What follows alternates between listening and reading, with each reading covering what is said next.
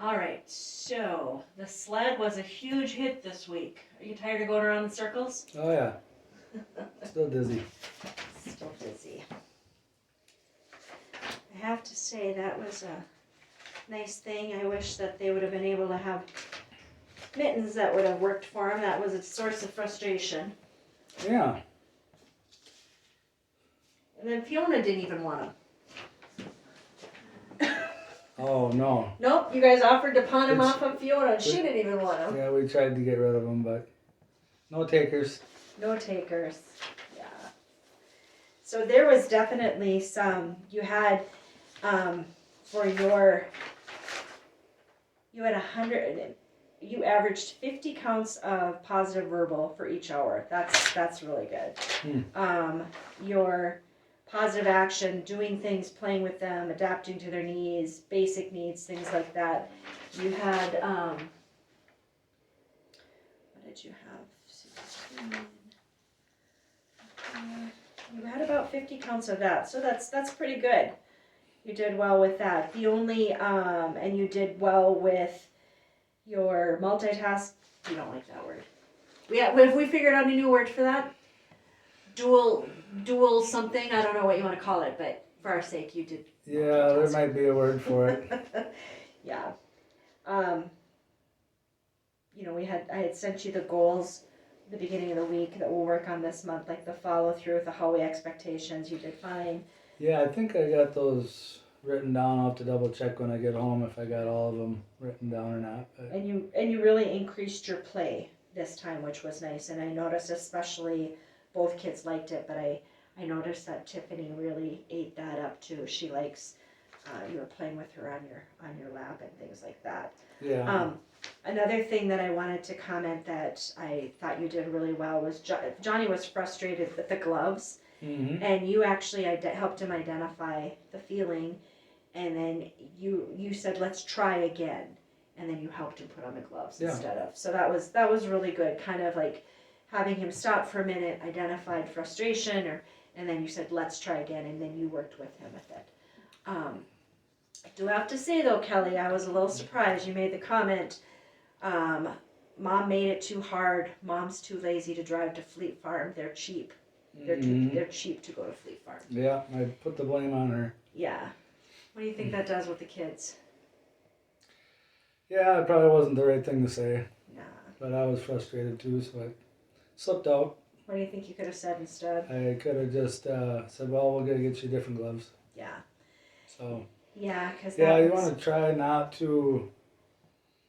I mean,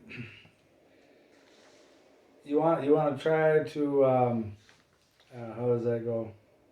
To let the you want to try to keep things positive for them. Now, if they would ask, you still want to be truthful with them because you don't want to like totally shield them from life, because they can learn from our trials and errors too. But yeah, you don't really want to blame stuff on mom and get it all negative, because ultimately I have to blame it on myself because I sent her to do the job, and whenever just like at drywalling, if I have somebody do something and it's wrong, ultimately the responsibility falls on me. So. Well, I think what I took note of was calling Sam lazy, too lazy. And so that's usually a negative connotation to somebody. So identifying their mom as being lazy is it's hurtful to them because she's their mom and she's their DNA. So it's almost like saying they're lazy, or anytime I say somebody's lazy or something negative about something, then it's like pointing it back at myself too. There's that. So I can imagine if somebody called Carolyn lazy, you might take offense with that. To it, yeah. Exactly. She's anything but. Yeah. Yeah.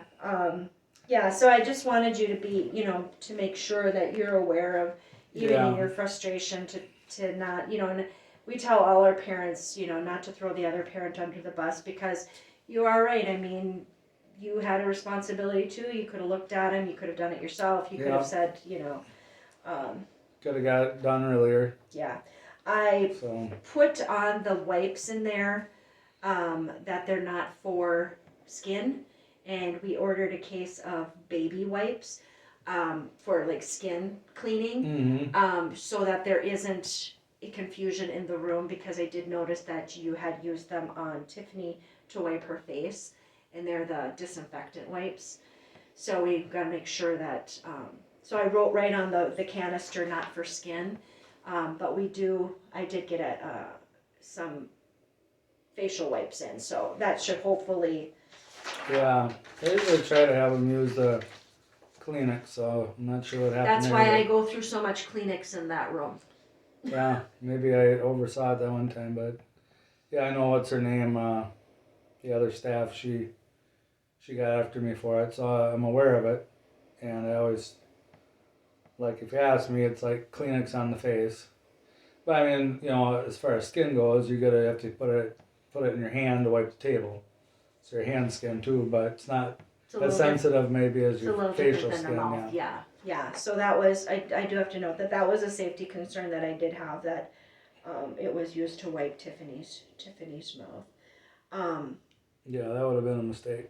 Yeah, well, we all, But I know I used Kleenex with her too.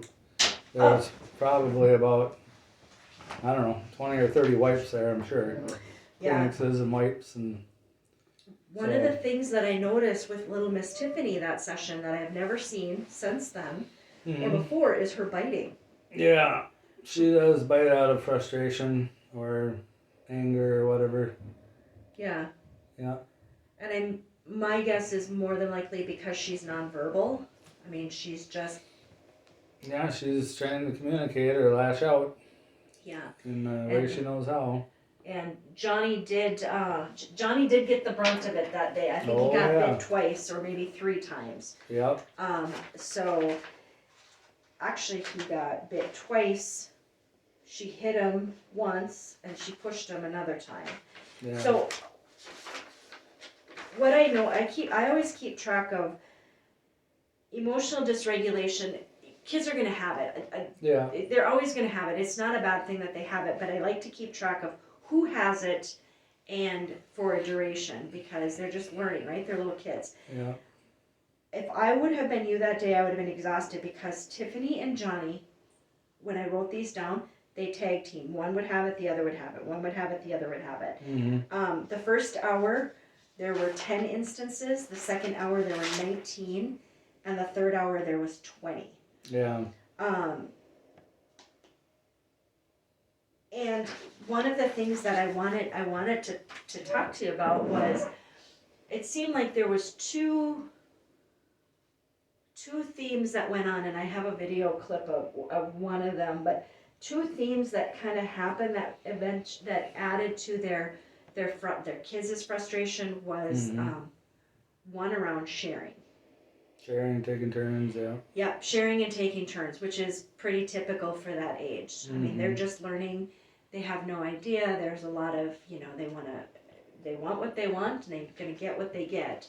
And so you and I have talked before how you are a fixer. You are a, dad comes in and kind of saves the day and this and that. However, I want to really encourage you to do a little bit more teaching about it, because that might, to take as much energy as you're putting in to fix these times when they're, when they're dysregulated, fixing them as far as helping them learn how to share, because that's a skill that they're going to need as adults. They're going to need it when they go into school. So what I did was, what were your thoughts about having Birth to 3 in there? That was the first time you had her solo. Well, she can be in there if she wants to be. Well, she's not no more, because Tiffany, I think, started school, didn't she? Yeah, that was her last day. Yeah, today was her first day? No, that was her last day, Liz's. Oh yeah, Liz's last day was that day. Yeah. I can be a soft talker sometimes, so it's hard to catch some of my words. Have you heard how Tiffany's first day of school went? No. But I used to take Kurt from Miranda to school. If it was Birth to 3, it was over in Cornell. I had to bring food with.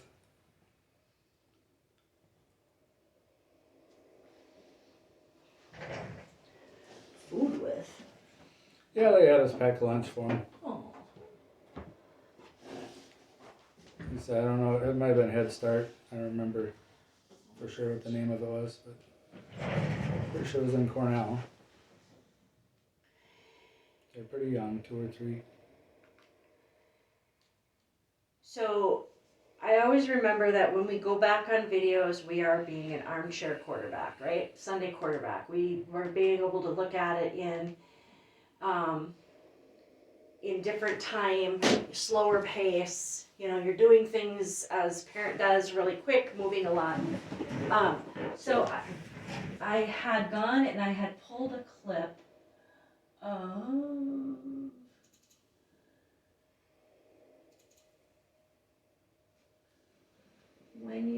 when Liz was in there, and I just wanted to watch this and see if you can pick up on some triggers, some ideas, some things that might have added to their frustration with the sharing.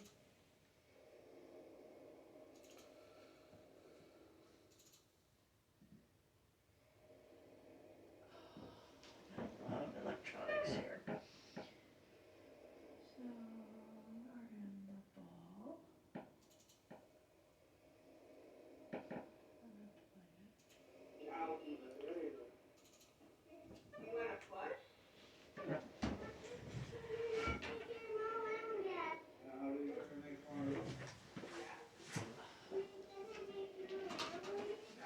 The volume sucks on this. Mm-hmm.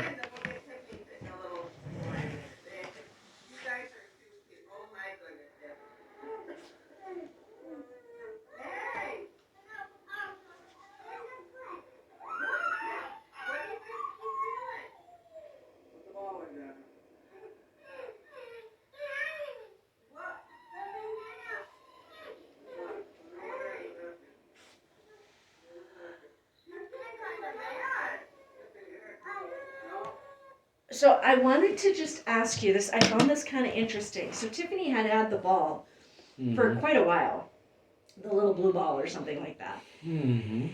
And it was taken away from Tiffany, which you can see that she's getting frustrated with it.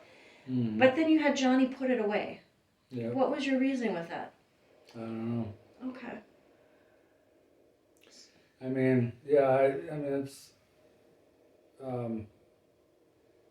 I know there was something with the ball. I didn't want him to have it, and then Johnny had it, I think, for a while, and Yeah. trying to placate the situation, which ain't always the best way to do it, but. Right, and so that's what I was talking about is I think you were coming in to try to eliminate the concern, right? We're going to get rid of the ball. First of all, I think they, some of the toys were sharp, to where the ball was soft, but I think initially I was thinking, okay, no toys if you're on the tube, because I didn't want them grabbing one of them hard toys and, you know, puncturing the inner tube or something. Mm-hmm. So it's kind of winging it, first Yeah. time try it, Yeah. and, you know, it wasn't really meant for the room, but Yeah. I had to do something in there, so maybe I should have left it out of the room. Well, and I think with this particular clip, what I was really focusing on was that, granted, there's a lot going on, and I think that you were just parenting and making decisions, but of course, like, we're being able to sit back and look at this, but understanding why Tiffany was frustrated. It'd be no different as if you had something, another person comes and takes it, right? You're frustrated, they've taken your thing, and then another person says, put it away. And so, and you didn't put it away, you had Johnny put it away. Yeah. And so we had talked before, and I've talked to Sam about this, of being the assertive parent in a kind way, and not having our children parent. So it was, Johnny took it from Tiffany, Tiffany's upset, and then you have Johnny put it away. So again, it was that kind of sharing, and Tiffany was upset.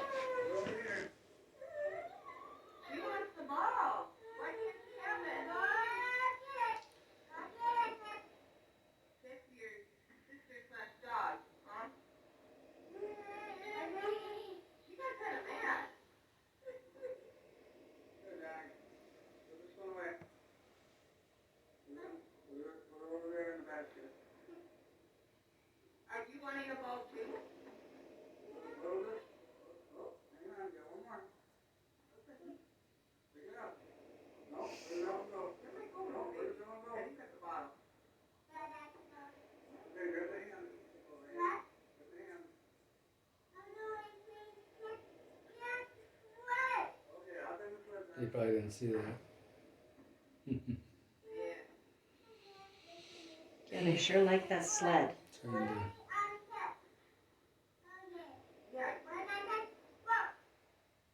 You ever have anybody do a tube in the room before? No, I was surprised that you didn't take me up on the offer of taking him down the hallway.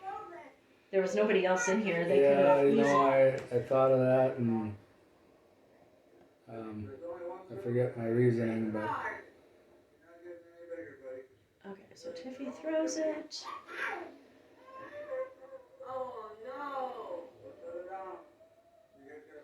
I think what I was thinking in the back of my head was that it might be too loud if they went out there.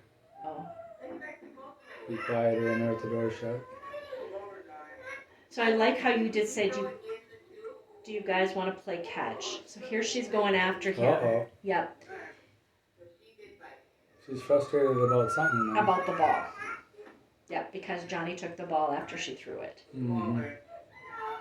And so that's where. So what I wanted to do was, okay, so you have the incident. So Tiffany bit, right? Mm-hmm. She bit Johnny, which Johnny didn't deserve to be bit. Mm-hmm. But Tiffany she's making known that she was mad, right? Yeah. And so the response was to put the ball away, but the biting wasn't addressed. Yeah. You did afterwards, you'll see in here, you'll say, no, Yeah. go say sorry to Johnny, and she hugged him. Yeah. But what I'm wondering is if we, in those moments, can use those as teaching moments.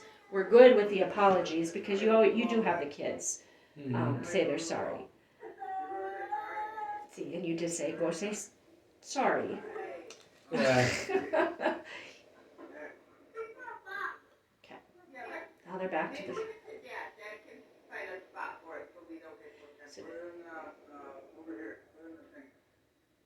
So Dad can find a spot and have Johnny put it away, or put it up there. There's Tiff.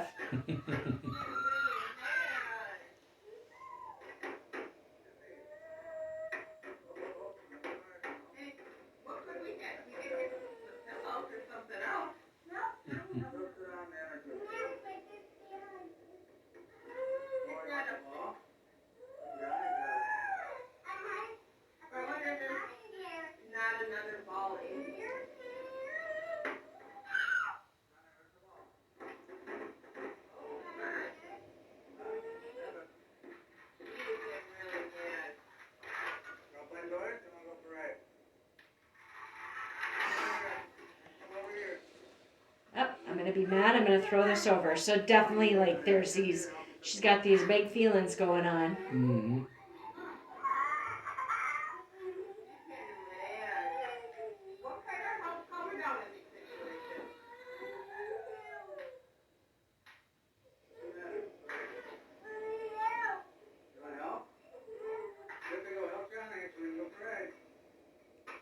And these are the parts that I want to see more of the parenting, of helping her with those emotions, because they were just overlooked and kind of like move on to something else, but she's still feeling them.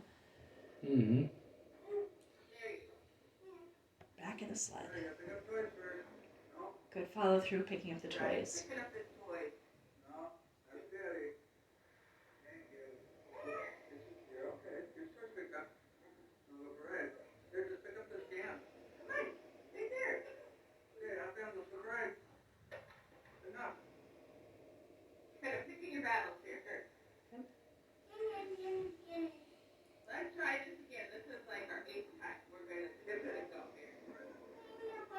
And I think this is. So you had put the ball away, but now Johnny gets to go get it. So the.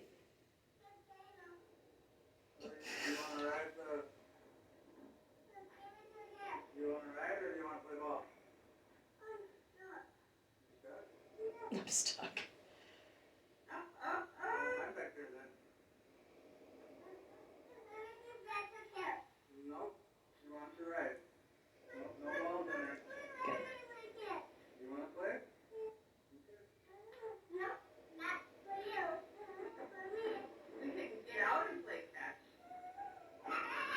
She's definitely got her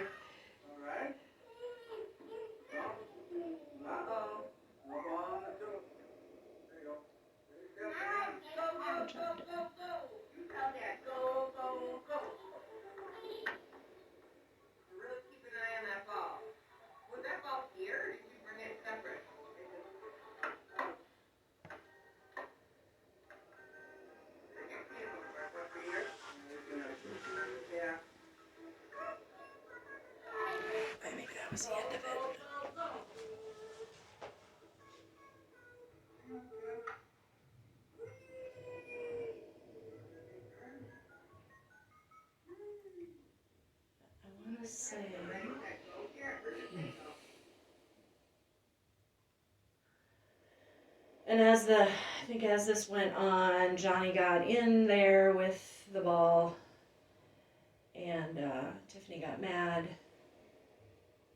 And so, anyways, like I said, it's a whole lot easier going back and looking at. Sure.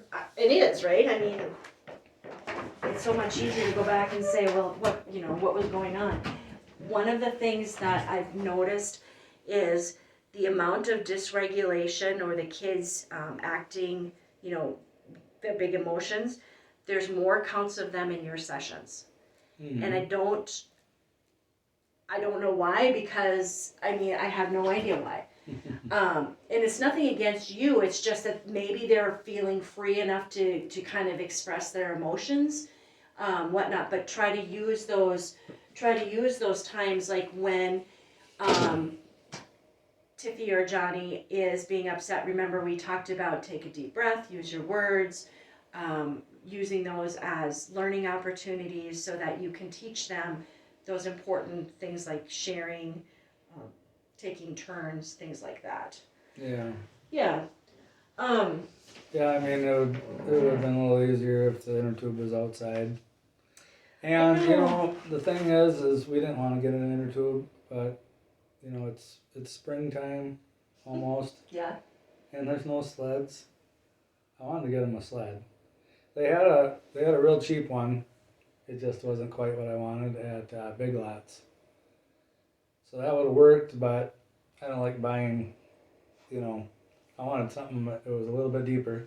Then they had a really deep one at Menards, but it weighed about 50 pounds. Oh, really? Or 100 pounds. I felt like 100 pounds. I'm getting older, but that was for carrying ice fishing stuff.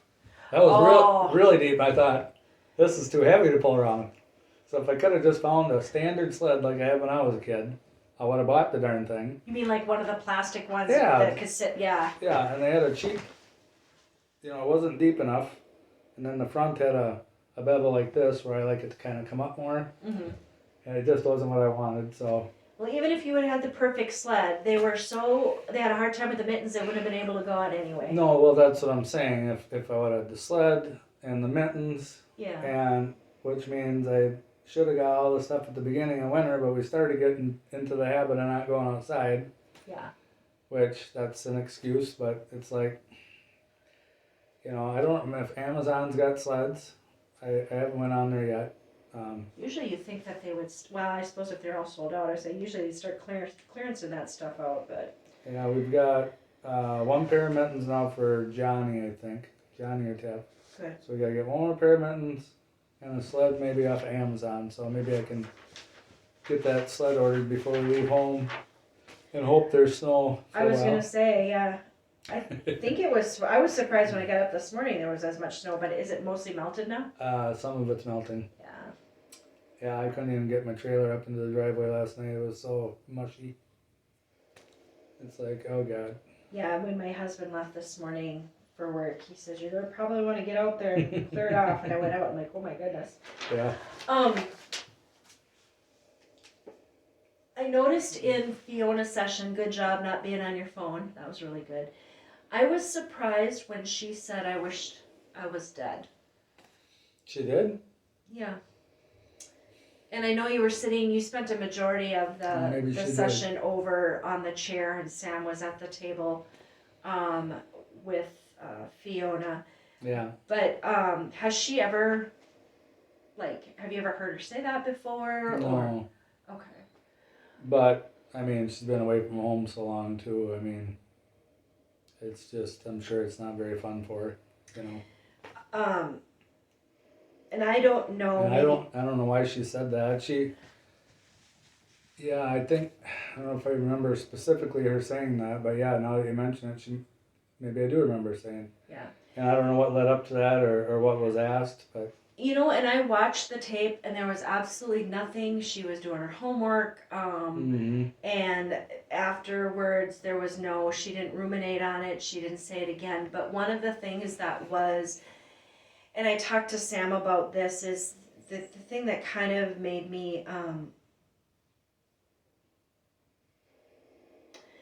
the comment was, Sam had made a comment of, you can't say that, they're listening. Mm-hmm. And there was no affirmations or no addressing it from mom and dad. Mm-hmm. And so, I strongly want to suggest that if things are said like that, that it's not dismissed, but maybe talked like, why are you feeling that way or what's going on? And then reminding her how much she's loved, or that, you don't want her to be dead.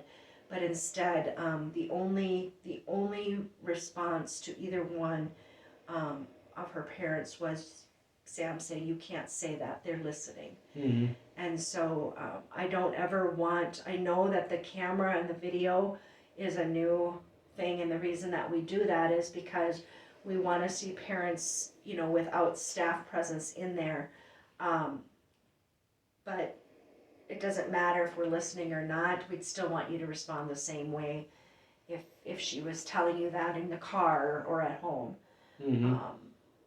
Especially in this day and age too, kids, she might be little, but she's got big feelings, and she's away from home, and and she also has her own mental health needs. And if you felt that way and told somebody that you cared about, if you went to your mom or your dad and said, "I wish I was dead," I would assume that you probably would like some sort of response from them. Mm-hmm. So just be aware, just to kind of be aware of those loving responses with things like that. Yeah. Yeah, well, maybe, what is today? Friday. So I think we get to talk to her tonight. I wouldn't bring it up. It's No, we're done. not gonna. Yeah, I was to say We won't bring it up, but just like you were saying that we love her and yeah, ask her how she's doing. No, we don't need to bring it up now. because I know you guys do. There's no doubt in my mind that you don't love her.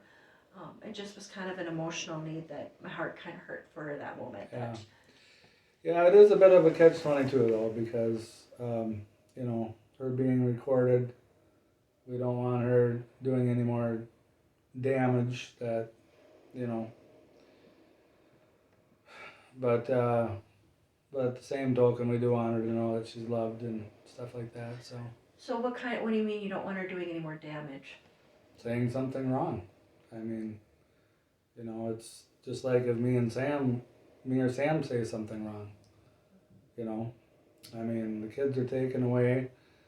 Now are they taken away for us saying something wrong? No, but that could add to them not coming back sooner. Kind of like anything you say can and will be used against you, type of thing. So that kind of adds a little bit of anxiety to the. Well, we want them home. Yeah. Maybe it adds to the anxiety, maybe it don't. I know Sam's got anxiety issues. I don't have much in the way of anxiety. I've had a couple anxiety episodes, but that was a long time ago. It was probably once or twice in my life. But she has anxiety on a regular basis, So, but we gotta watch what we say. We gotta watch what we do. We gotta do safety stuff. We gotta,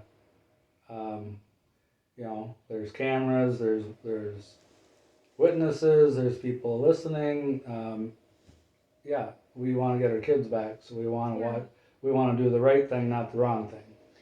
And I can imagine that's got to be hard to always be monitored and they stuff don't like that. they don't want Fiona touching herself. They don't want her doing the wrong things. They don't want her lying. They don't want that's a lot of pressure for a kid. Sarah and Andy have said that she's been lying a lot. Well, why is she lying? And if she lies and then they say, well, don't lie, and then maybe she said the truth, but now they're saying she's lying. Well, then if she changes her story, then she's lying, and then she's worried about being punished. Yeah, there could be a lot of things going on. I'm not going to sit here and claim to know what's going on inside of her head, but I just know some of the possibilities that could be going on. Yeah. So. Yeah, But, and I hope that you know that we never expect perfect parenting. None of us are perfect. I mean, nope, good grief, there none no of us are parents. perfect. No. And but you can strive to be a good parent. Yep, absolutely. And you know, when a child says something like that, that certainly isn't anything that would be anything wrong. They're just expressing a feeling. And, you know, I just, like I said, just paying attention to those emotional needs, because you do a good job of providing, you know, those basic physical needs with her. You know, this last session with Fiona, you kind of set back a little bit and let Sam take the lead. I think the first hour you got out of the chair twice to come to the table to look at homework, do something else. Yeah, I helped her with the cursive and the cursive. adding, I think, or subtracting. And then the second hour, it was more you had gotten up more involved the second part. But then I thought, you know, you also had a 3-hour solo session with the kids, half-hour break, and then you had 2 hours with Fiona. So, you know, I didn't know if maybe sitting back as much as you did, if that was, you were just kind of regrouping and catching your breath, or... Well, I don't know. So when I was a kid, when I had a question about my homework, I was probably like a B student. Mm-hmm. Probably, I don't know exactly what I averaged out to. My best guess would be a B student. A's, B's, and C's, right? It's got to be somewhere in the middle there. But if I had a question about something, I would go to my parents and ask them, because I was curious. I asked the question and they would help me understand it. Most of the time I was off doing my own homework. I didn't need no help. That's me. That's not Fiona. Yeah. I've also heard if a child struggles, if you see that they're in need of help, that's a good time to step in and offer that help. If a child's doing fine, if they're doing well, do they need help? Nope, you just kind of let them go, don't you? Yeah. Maybe not. So that's kind of, you know.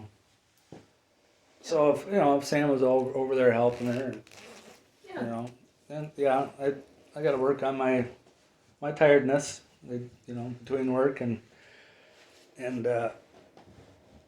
know, got quitting drinking and do some overeating, but that's getting better. So. I think that's pretty common my experience with those in recovery is you kind of, I've noticed sometimes an increase in sugar, you know, and yeah, and sugar can come in many forms, like not this round, but I think the very first time I ever really quit drinking back in 2008,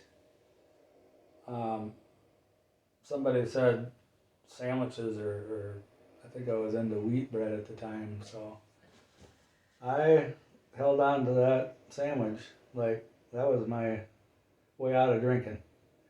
And somebody said, well, it don't have to be a sandwich. Everything's pretty much converted over to sugar. But I said, but those sandwiches were good, huh? I said, the heck with you. This sandwich is working. So, yeah. Sometimes overeating. Yeah. And the last thing, and then I really don't have much more, is the 3 hours. How are you feeling about an increase of time? I mean, is that manageable for you, or is it too much and you want to go back to the 2 hours, or? Well, looking at the big picture of things, I guess it in a perfect world, I'd want to do my 3 hours after work. You guys have a work schedule, so that's not possible. Yeah. What I was meant to ask you too, like, and I know I'm not in that situation, but what do you do with parents that have a job that they can't? They're gonna get fired if they. You know. Parents that I'm trying to think. The parents that I've worked with that have a job, we do an afternoon session, usually like a 4 to 6 or a 3 to 5, and I haven't had a parent yet that didn't arrange it with their job. Just arrange it with their job. Arrange it with their job. Well, that's good of the job to do that. Yeah, and say this is what's going on and this is what I need to do. Good. Yeah. I was just curious. Yeah, those afternoon slots are, because a lot of kids are in school, we're pretty fortunate that Fiona is able to come right after on Mondays. Yeah, that's good because those afternoon slots fill up and people are on wait lists for that. Yeah. And we don't have a evening shift. Ideally, if we had an evening shift, I guarantee it would be filled up. Yeah. Well, it yeah. would be filled up with families, but Yeah. we just don't have that. So. Yeah, my biggest concern about Fiona is if Andy's tired driving her around. I tried to address it with Kylie and she brushed it off, but I'll put a bug in Andy's ear here and there and hope for the best, I guess. Yeah. I haven't ever noticed when he's been here any mental status that he's tired or unable to drive. Usually not, unless he's, because I can be tired and try to act not tired. Mm-hmm. There might be a little bit of that going on. There was one day, and I believe I remember it, that him and Sam had a conversation about being tired, and I thought, I don't know, I'm trying to remember, something about a lot of hours of being awake. I can't remember the exact number, but there was one day where seemed like he was really tired, and maybe that was when he was sick or something like that. So obviously when you're sick, you're gonna be a little more tired or run down in energy. Yeah. But yeah, because I know he usually goes to bed at 7 and he's up at 3 or something along those lines, and I'll put a bug in his ear or ask him, because I think he feels obligated to get her here, but if he is too tired to drive, that could be a safety issue. So yeah, well, and I would assume that like all of us were adults, and he would be able to. That's kind of what Kylie was getting at, but I remember falling asleep when I was in my 19, and hopefully he doesn't do the same thing I did. I woke up in the ditch. I was going 35, 45 through the tall grass. Yeah, but you gotta remember that, it'd be like me. I hear what you're saying, but I also do believe that, he would know his limitations for it, and like I said, I've never seen him or ever had concern to question whether or not he should be driving. But that's for any of us. Yeah, I just remember the one day he seemed really tired, but outside of that, he's been doing good. Good. But I'll address that with him. Well, and bring the sled on Monday if you want to try it again. If we can if find we have one. Snow. Yeah. But maybe even the tube might work, and you could practice taking turns. Well, if you get them out in the snow, that tube might work, even though they are a little bit crowded. Even I know Liz had talked about when teaching sharing or taking turns is setting a timer. That's something that works. Johnny even asked, I don't remember what he wanted to share with Tiffany, and he said, Dad, set the timer. So. Yeah, when we get outside, we won't have to worry about a timer, But even if you use use the blow up sled or whatever that thing is called, the Smash Daddy, or what is that what it's called? Yeah, something like that. That's perfect opportunity. Those learning opportunities of taking turns and then sharing. Yeah. Hopefully, there'll be some snow. You've got different mittens for them. See the timer for me though. Unless you got another timer, I use my phone to record, so I can't. You can't do both at the same time. My phone can't multitask. It's a Kelly Arneson phone, huh? I gotta make that joke. I can see if we have. I don't know if we have another timer here. I don't think we have timers. Usually parents use it on. I don't think I'll pull them around again in the room like that. But I think I had it in the room that day, and we were trying to go out, so I thought, next best thing. I'll tell you what, I felt exhausted for you because you got one pair of boots on and one while doing the other. That one took them off, and it was back and forth. There. Yeah, they did. They wanted but they just. Those mittens were the ones that it was too much. Yeah. Yeah. So. But yeah, I mean, if they're outside, even on the tube, if Johnny can wrap his arms around Tiff, I don't know if it's gonna work. I think that sled is the best way. If we can, when I get home, I'll see if I can find it on Amazon. Or you can take turns. One can wait while the other gets pulled back and forth. That's a great learning opportunity. Yeah, but probably not gonna do that outside because, they might run off or something. Just a suggestion. So. Well, yeah, it's. Well, I hope you and Sam have a great weekend at the Dells. Where are you guys gonna stay at? Don't know yet. Oh. Tried to get a hold of the Quality Inn, but they won't answer their phone. So I told her, you can call on the way down there. There's a gazillion hotel rooms. Yeah. Call, you got an hour and a half, 2 hours, whatever it is down there. We can book a hotel on the way down. Yeah. That'll give you something to do. Yeah. It's not going to take 2 hours to book a hotel. Even though we spent an hour at home trying to figure it out. We didn't even know where we were going yet, so.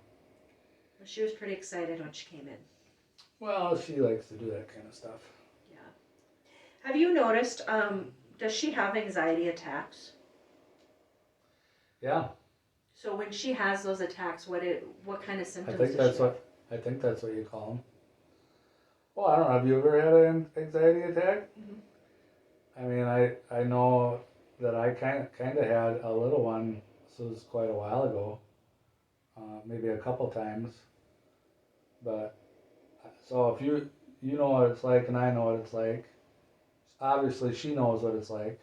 I would ask her that question. I did, and because I'm not an anxiety attack expert, but no, I did ask her because the other day when you brought the screwdriver in, you were very good with. Yeah, she was having anxiety that day. So you were very good about take a deep breath, and then there must have been a ball or something under the table. You said kind of squeeze that or pick that up. Yeah, maybe some fidget thing.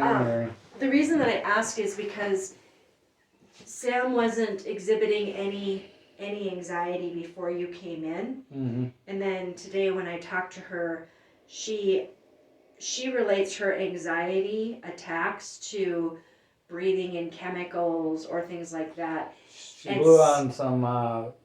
She thought it was lead when you unscrew that screw off the battery compartment. Okay. She thought there was lead because maybe she thought the screw was made of lead or the screwdriver. Okay. So she probably seen some dust on there, went flying when she, I don't know, she blew on it. But then, so this can be anything. Like at home, it can be, there's a million things. What does she always say? Like, if you're sweeping up glass, maybe some of the glass. So it's those fears. She's always afraid that she's getting it in her mouth, and then that could, Sure. Yeah, because she did talk about inhaling chemicals makes her have anxiety. Salt for the driveway, another example, because the salt can have that powdery. Yeah. So, and I try to tell her, you gotta learn to breathe through your nose. Yeah. Because your nose hairs will filter a lot of that out, just like when I drywall. So slur mass. I don't always. You're not as white today as you were last week when you came in. Not as white. No, I didn't make as much money either. But,